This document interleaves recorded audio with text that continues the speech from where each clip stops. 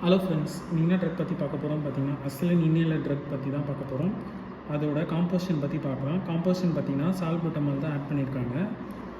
இப்போது அதோட இன்ட்ரடக்ஷன் பற்றி பார்க்கலாம். இப்போ இது ஃபாஸ்ட்டு ஆக்டிங் ப்ராங்கியோ டைலேட்டர். இது ஆஸ்மா ரிலீஸ் பண்ணுறதுக்காக தான் இது ட்ரக் யூஸ் பண்ணுறாங்க.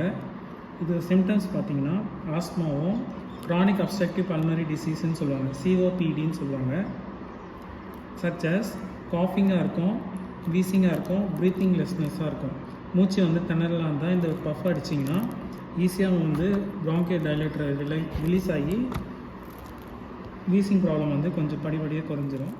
ஆஸ்மா ட்ரக் பேஷண்ட்ஸ் என்ன பண்ணுவாங்கன்னா ப்ரீத்திங் ப்ராப்ளம் இருக்கும்போது இந்த ட்ரக்கு யூஸ் பண்ணுவாங்க.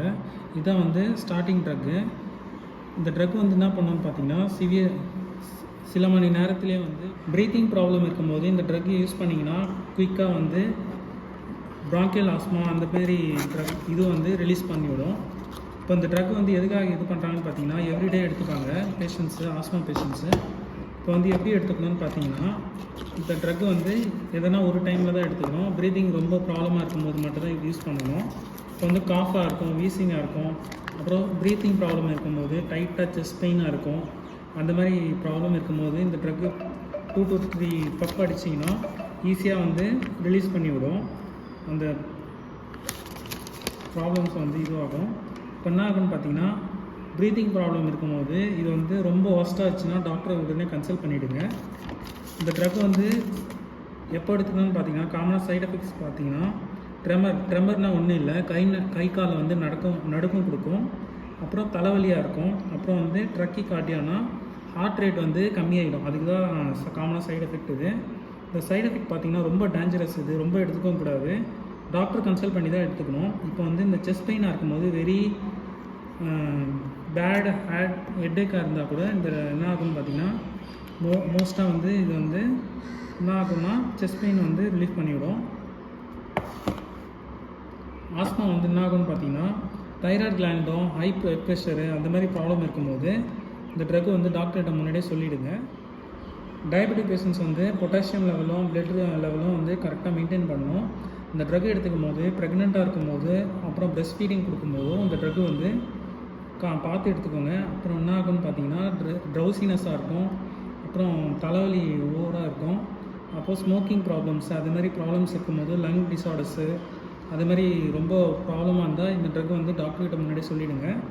இப்போது ஆஸ்மாவோட யூசஸ் பற்றி பார்க்கலாம். மோஸ்ட்டாக COPDன்னு சொன்னல முன்னாடியே, அதுதான் க்ரானிக் அப்ஸ்ட்ரக்டிவ் பல்மனரி டிஸார்டருக்கு தான் ட்ரீட்மெண்ட் யூஸ் பண்ணுவாங்க. இதோட பெனிஃபிட்ஸ் பார்த்திங்கன்னா ப்ராங்கியல் ஆஸ்மா டைலேட்டர் என்ன ஆகுன்னு பார்த்தீங்கன்னா ஏர்வேஸில் லங்ஸ் என்ன ஆகுன்னு பார்த்தீங்கன்னா பிளாக்காக இருக்கும்போது இந்த ட்ரக்கு அடிச்சிங்கன்னா பஃப் அடிச்சிங்கன்னா ஒரு 2 to 3 மினிட்ஸ்லேயே உங்களுக்கு ரிலீஃப் ஆகிடும். இப்போ சிம்டம்ஸ் டைட்டாக இருக்கும், செஸ்ட்டு ஷார்ட்டிங் ப்ரீத்னஸாக இருக்கும், காஃப் இருக்கும், வீசிங் இருக்கும், அது மாதிரி ப்ராப்ளம் இருக்கும்போது இந்த ட்ரக்கு மோர் யூஸ்ஃபுல்லாக இருக்கும். இந்த ட்ரக்கு அடித்த உடனே இந்த பஃப் அடித்தா ஒரு ஃபியூ மினிட்ஸ்லேயே உங்களுக்கு நார்மலாகிடும். இப்போ சைடு எஃபெக்ட்ஸ் பற்றி பார்க்கலாம். சைடு எஃபெக்ட் பார்த்திங்கன்னா இந்த ட்ரக் என்ன ஆகும்னு பார்த்தீங்கன்னா மெடிக்கல் அட்டென்ஷனாக இருக்கணும். அதே மாதிரி இந்த ட்ரக்கு சில பேருக்கு ஒத்துக்காமல் போகும். அதனால் செஸ்ட் பெயின் ப்ராப்ளம் இருக்கும்போது டாக்டர்கிட்ட முன்னாடியே சொல்லிவிட்டு எடுத்துக்கோங்க. இது காமனாக சைடு எஃபெக்ட் பற்றி பார்க்கலாம். இந்த ட்ரக் எடுத்துக்கும் போது ட்ரக்கி கார்டியா முன்னாடியே சொன்ன மாதிரி ஹார்ட் ரேட் டிக்ரீஸ் ஆகிடும், ட்ரிம்மராக இருக்கும், சிவியர் ஹெட்டேக்காக இருக்கும், பேப்பிள் சென்ஸாக இருக்கும், ஹார்ட் ரேட் ரொம்ப இன்க்ரீஸ் ஆகிடும், மசில் அங்கங்கே பிடிச்சிக்கும். இதுதான் காமனாக சைடு எஃபெக்ட்ஸ் ஆகும். இந்த ட்ரக் எப்படி யூஸ் பண்ணணும்னு பார்த்தீங்கன்னா அந்த லேபிள் இருக்குது பார்த்திங்களா, அதிலே நம்ம செக் பண்ணி யூஸ் பண்ணிக்கோங்க.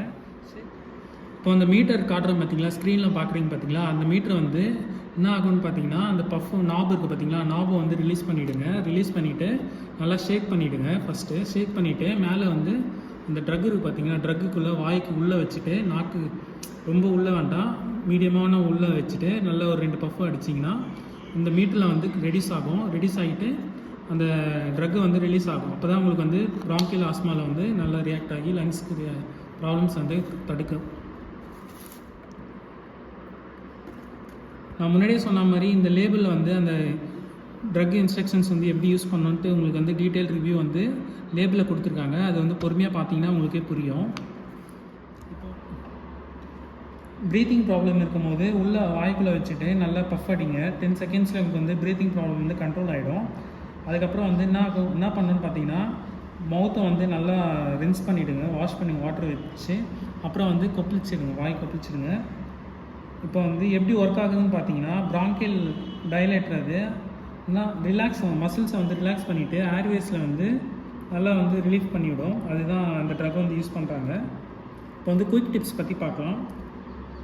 ஆஸ்மா இன்ஹேலர் வந்து என்ன ஆகுன்னு பார்த்தீங்கன்னா, release the symptoms of asthma and COPD, chronic obstructive pulmonary disease.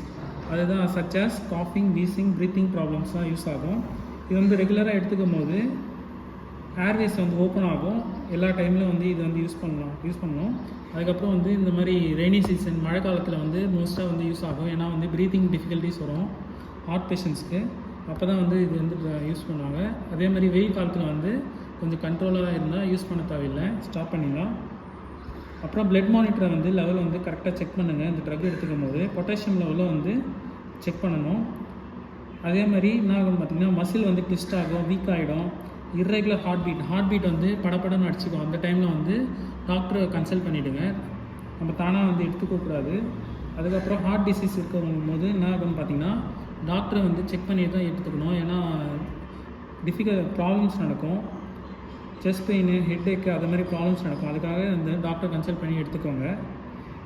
இப்போ என்ன ஆகும்னு பார்த்தீங்கன்னா, ஆல்கஹால் எடுத்துக்கும் போது இந்த ட்ரக்கை வந்து எடுத்துக்கிட்டிங்கன்னா வேறு இந்த ட்ரக்கும் ஆல்கஹாலும் ரியாக்ட் ஆகி வேறு எதனா ப்ராப்ளம்ஸ் நடக்கும். அதுக்காக வந்து கன்சல்ட் பண்ணிவிடுங்க. ப்ரெக்னெண்ட்டாக இருக்கும் போதும் டாக்டர் கன்சல்ட் பண்ணி தான் எடுத்துக்கணும். ஏன்னா வந்து பேபிஸ்க்கு வந்து இந்த ட்ரக்கும் அந்த பேபிஸ்க்கும் ரியாக்ட் ஆகும். அதனால் பார்த்து எடுத்துக்கணும். ப்ரெஸ்ட் ஃபீடிங் கொடுக்கும்போதும் நல்லா கண்ட்ரோலாக எடுத்துக்கணும். டாக்டர் கன்சல்ட் பண்ணி தான் எடுத்துக்கணும். ஏன்னா வந்து பேபிக்கு வந்து ஹார்ம்ஃபுல் எஃபெக்டாக நடக்கும். அதுக்காக வந்து பார்த்து எடுத்துக்கணும்.